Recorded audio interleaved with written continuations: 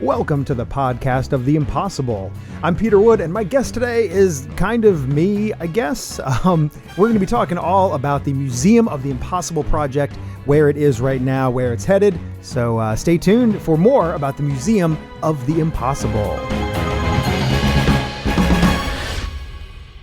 Well, hello. It is lovely to have you listening in here today. And I thought we would do a sort of a different type of episode this time. Because I've been getting a lot of questions from folks, both in person, out in the world, as well as digitally, about this Museum of the Impossible thing that I launched about 6 months ago now. And so I thought this might be a good time to sort of check in now that one of my favorite sort of approaches to a new project is the idea of ready, fire, aim. And, you know, the point is I'm absolutely guilty of paralysis through overanalysis. So I want to make sure that I get something to a point where I'm happy to put it out in the world, but then also sort of course correcting once we get there. And so let me just start sort of with the core of the idea of the Museum of the Impossible, and then I'll sort of fill you in on where it's going, where it's been going since then. So the dream has always been to have some sort of a place that's open to the public where people could come and see my show. And a big part of why I'm excited for that is not just, I've done ticketed shows in the past where, there are public shows where people can come and see me. But in every case, I am limited by how long I have that room. So for something, if you've come to see Willard and Wood or an Elkton Magic or a library show or any of the public things that I've done, I am coming in that day, a few hours before the show time. I'm setting up my stuff. We do the show and then I clean it all up and it's all gone by later that day. But what that means is there's a lot of stuff, a lot of theatrical elements that I have to leave on the table because of efficiency. So, for example, I'm not going to be bringing a lot of lighting equipment to be able to change different moods and elements of the show because it's not going to be practical for the amount of time it would take to set that up and get it all focused and looking correct in that space. And then we do the show and that was great. And then it all gets packed up. And that's also true with bringing props and scenery that are not integral to the show that I'm doing.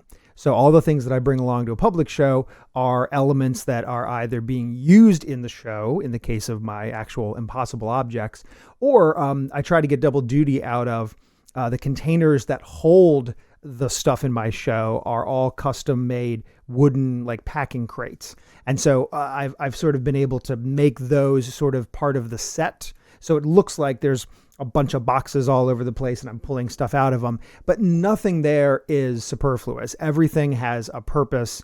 And I want it to be as efficient of a load in and load out as possible. So that's fine for the journeyman magician who's swooping into a place, doing a show, swooping out. But my degree is in technical theater. I've always had a love of themed spaces.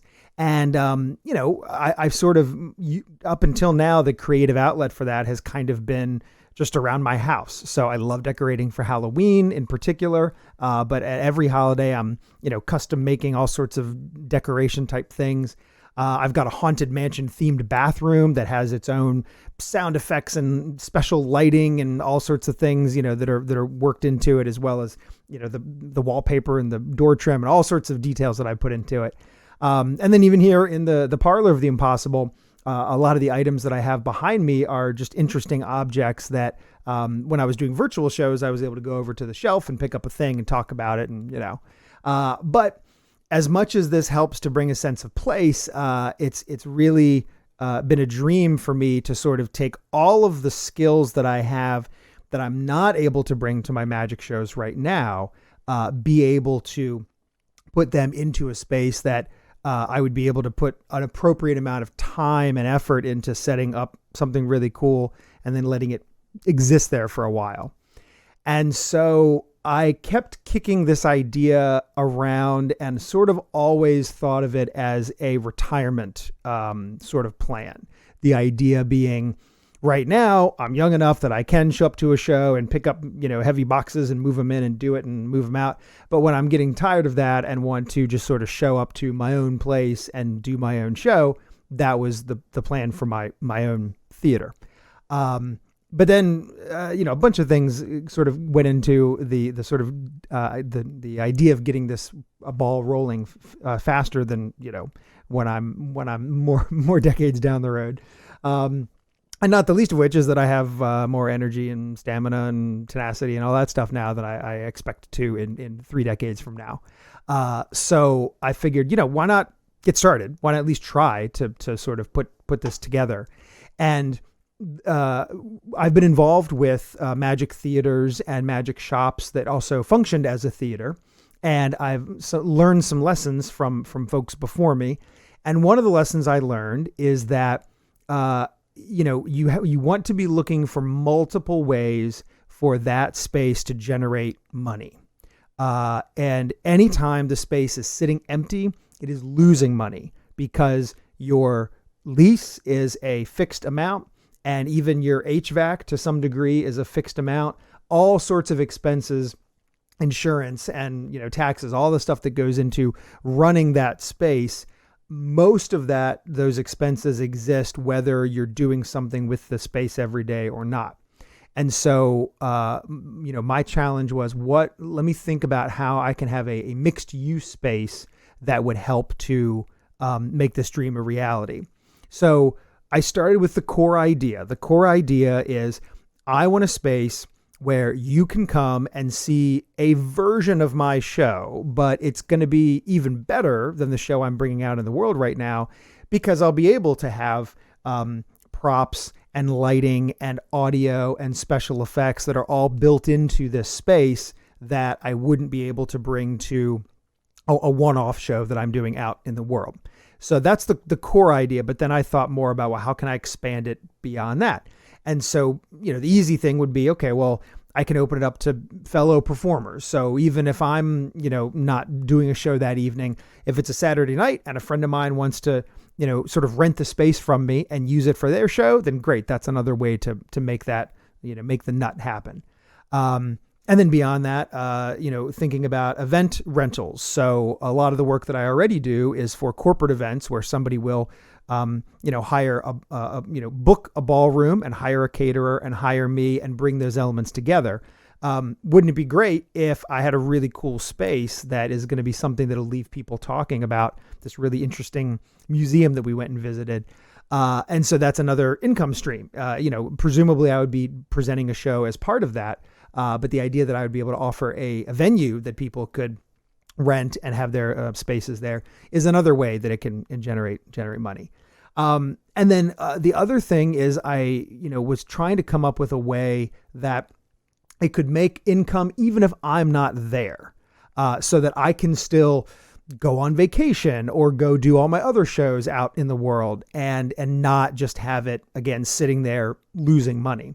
And so that's when the idea of having some interactive exhibits that people could sort of play with, not quite somewhere between a regular museum, a Ripley's Believe It or Not, almost like an escape room type element. Not that you're trying to escape, but that there are things that you're interacting with, much like you might see it, like a children's museum, for example. It's a lot more hands-on and interactive. So that was sort of another idea and stream that came to the forefront. And then finally, maybe some retail element. That's the part that I'm least interested in, and the part that I think would make the least amount of money because the internet exists. But if there is, if I already have a space and people are already coming to it and experiencing magical, impossible things, maybe they'll want a souvenir. So perhaps there's some magic tricks that are being sold. Perhaps there are some oddities and other curiosities. And then the obvious, merchandise, slapping logos on things and having it be a story that people can tell other, friends and family. So all of those ideas sort of coalesced into what we're now calling the Museum of the Impossible. And there was talk for a while about maybe calling it the Theater of the Impossible. But when we sort of were thinking about all the different elements that might go into it, I do private events at museums. And you can even go, many museums have public ticketed events. So the idea that all of these other things, the shows that I'm doing, shows that friends are doing, event space, rental, and retail, the fact that all of that lives under the umbrella of a museum is a concept that people are already familiar with, because when you go to a Smithsonian museum, there is a gift shop. They do have private events there, and then they will also have public special ticketed events at that place. So that sort of is where the museum approach came from. That's the overall umbrella of the idea. So now it's a question of, how do I make this happen? And what again, through kicking around a bunch of different ideas, obviously, I mean, just like any project, the two things that I'm lacking are time and money. And so if I put in the time over the course, if I can, find time in my schedule here and there to make this happen, and if I can have folks help out with raising the funds to make this happen, then there's no particular timeline, for better or worse. It's not, I considered for a while like a Kickstarter campaign where I need to raise $80,000 in the next 6 months to make this project a reality. But that's not really the way this has to work. It does not have to, there's an urgency because I'm excited to not lose momentum, and I'm excited to make this happen. But there's no urgency in terms of, I have to open this up in 6 months or else it's not going to happen. Right. So sort of thinking about the best way to do the crowdfunding, I already am a patron of a few folks on a platform called Patreon. And if you're not familiar with it, the basic idea is that you are able to be a patron of an artist or multiple artists on a monthly basis at whatever dollar value that you decide. So most folks who are on Patreon as artists have different tiers, different levels of membership, basically. And you're able to get different rewards for your different levels of membership. So at the very basic level, it might just be, I'm going to throw you a couple of bucks a month because I think this is a good idea. But then all the way up to, if you're putting in dozens or hundreds of dollars a month for an artist, you get a lot more interactivity, a lot more say, and sort of that one-on-one with the artist, and feel like you're really a part of what it is that they're doing. So that really seemed like a fun approach to me because, first of all, I love the idea that there can be sort of a community around the idea. It's not, even though my name is attached to it, it's not just me doing it. It's sort of, I have my board of directors, if you will, who I can sort of reach out to and ask questions. And so for example, I had a question recently about a special glass bottle that is a mathematically impossible object. Mathematically, it is a single plane. Like it is a flat 2-dimensional plane that is in the shape of this bottle. But the idea being that if you were small enough that you were able to walk all over this bottle inside and out, you never go over an edge. There's no lip or anything. It's all one surface. And when you look at it, it's just a pretty interesting looking bottle. So I was kind of divided. Okay, is this an impossible object? Does this count? Or is it just interesting, curiosity, but not something that I shouldn't mess with? And so what's great is I can reach out to the Patreon community and I can say, hey, folks, what do you think about this? And I can put out a poll and sort of get the input and opinion of everything. So that's been a lot of fun. And the other thing that I like about Patreon, as opposed to having a handful of high-end producers or having a Kickstarter sort of thing, is that there are a bunch of different entry points, so that if you think this is a cool idea and you only are in a spot where you're able to chip in $2 a month, that's fine. You still get to be a part of what I'm doing here, as opposed to if I had 5 investors who were each putting in $1,000, then it would be a much more, the dynamic would be a little bit different. I would much rather have 1,000 people who are chipping in $5, right? As opposed to 5 people who are putting in 1,000. So that sort of is where Patreon came to the table here. So the idea is that what I've been doing over the last 6 months is slowly acquiring not only the funding that will create the capital that I'll need to sign a lease and make this dream a reality, to make this space happen, but also that money is going toward acquiring the raw materials for the interactive exhibits. I've said to a couple of folks now that if somebody came to me today and said, here is a space for free, have fun, I would be able to plop a show into it immediately because I have all the accoutrements needed for putting on a show, including lights and sound and backdrops and, you know, all sorts of stuff. Really, it would just be a matter of, okay, let me get some seating and boom, I've got a show. I can plop that into any warehouse that you give me tomorrow. But what I don't have are interactive, impossible exhibits. That is the idea and the dream, but that's going to take some time. It's going to take some doing. It's going to take some money. And so I sort of thought about, let me get started on that part, because the show portion is going to be waiting in the wings whenever we're able to pull the trigger and make this happen. But in the meantime, that whole idea of how does this generate money even if I am not in the place, right? The interactive sort of walkthrough attraction, roadside exhibit kind of an idea, that didn't exist yet. So I've been working on not only generating ideas, but actually generating the exhibits. As of this recording, the first exhibit is basically done. It is called the Ghost Microphone. And the idea is that museum guests approach this weird looking microphone, and there are a bunch of like earpieces, like it sort of looks like on a candlestick telephone, the kind where you hold it like that. And when you hold that up to your ear, you hear strange voices as though they're being picked up by this microphone. But then the voices are talking to you and hoping that you will engage with them. And so if you do, you are actually able to have a conversation with that ghostly voice. And there are multiple ghosts that guests can interact with. And it's really fun. It's not going to be the same experience every time because there are different ghosts.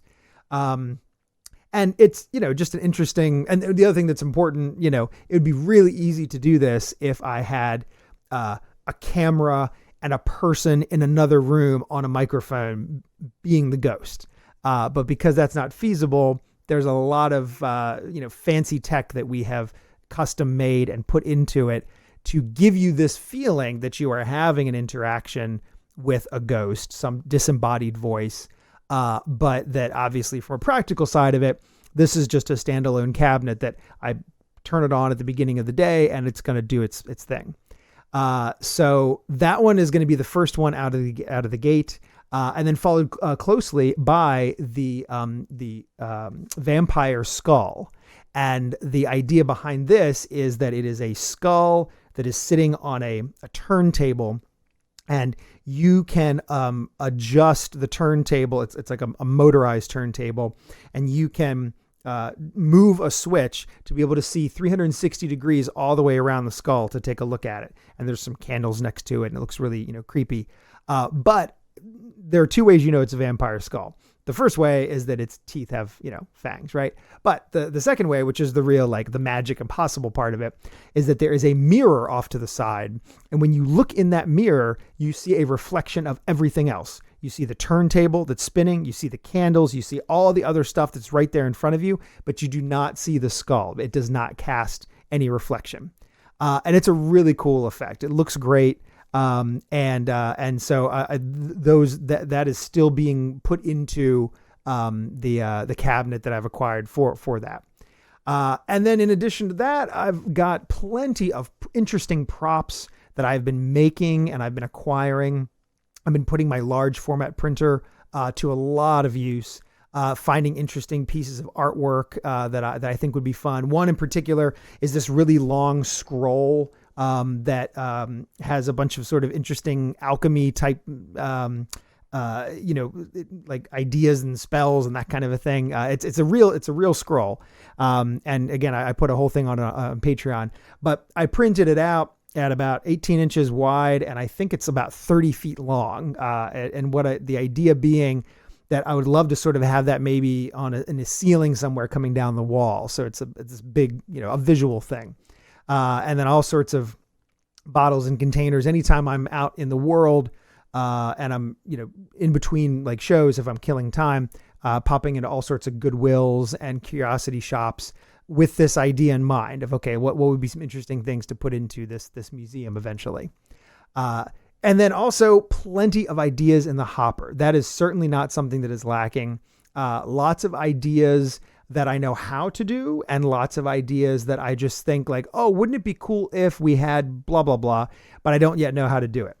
And also at a variety of difficulty levels. So some of them, like I would say the most difficult are, that's a cool idea, I have no idea how to do it. And then I've got a bunch of medium range ones where it's a principle or an idea that I'm familiar with, but it would still take some tweaking to make it work. And then the easiest ones would almost be turnkey, and I'm kind of trying to save those for the last. But for example, there's a really cool optical illusion that a lot of magicians employ that involves it's a disc with like a black and white spiral on it. And if you look at it for a certain, 20, 30 seconds, and then you look at some other object, it appears that object is either growing or shrinking because of the spiral that you've been looking at. And so, it's the same thing will happen if you watch if you stay for all the credits of a movie, and then it gets to the last credit and it stops. It feels like that is actually floating. It feels like it's still moving because you've been watching something moving this entire time. Your brain just sort of not only does it, but actually it keeps moving in reverse.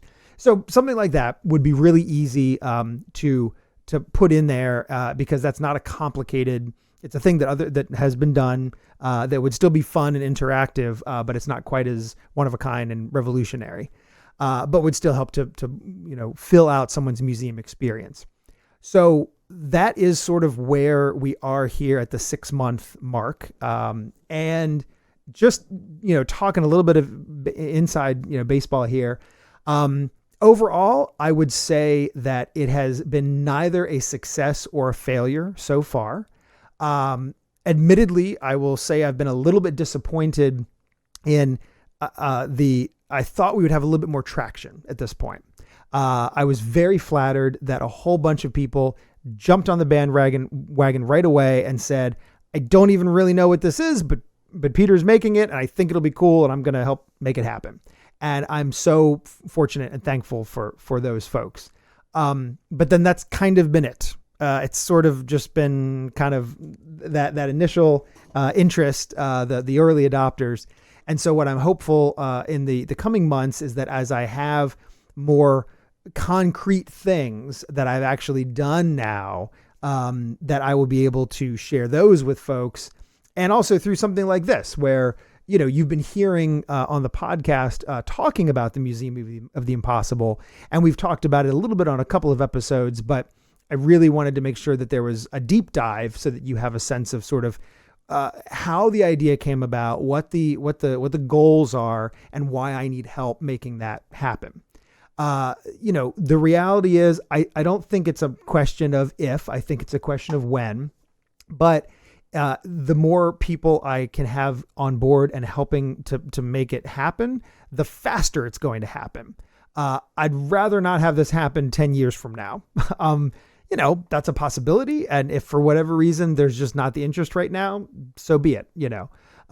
I feel like, again, this is an eventuality. It's just a question of, is this the right time? And are we able to pull this off again as sort of a mini community? Hopefully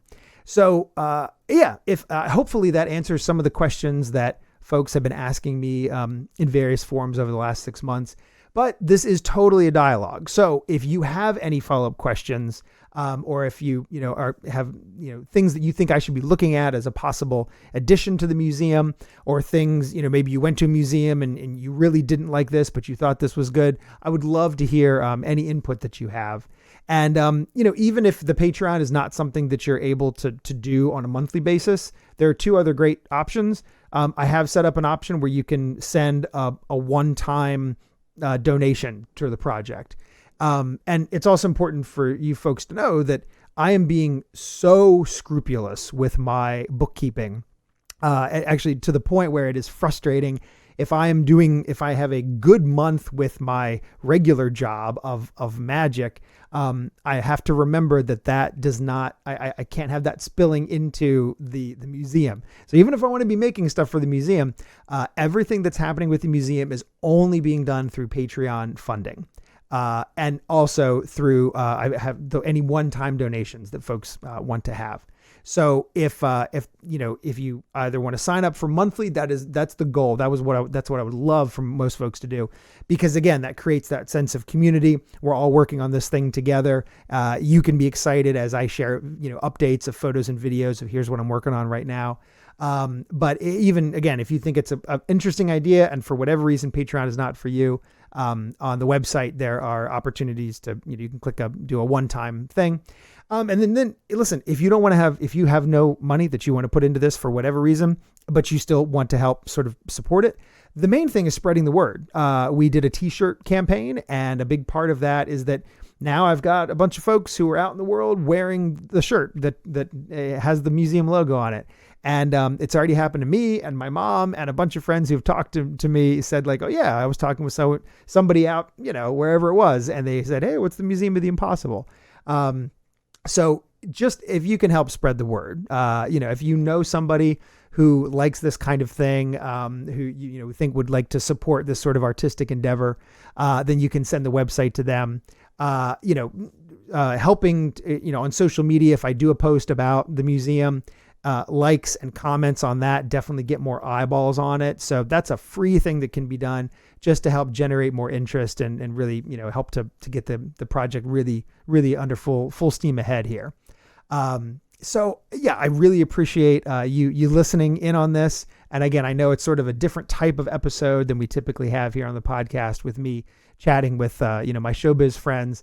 But I thought, this would be a fun sort of behind the curtain look at something that's going on here in the workshop of the impossible.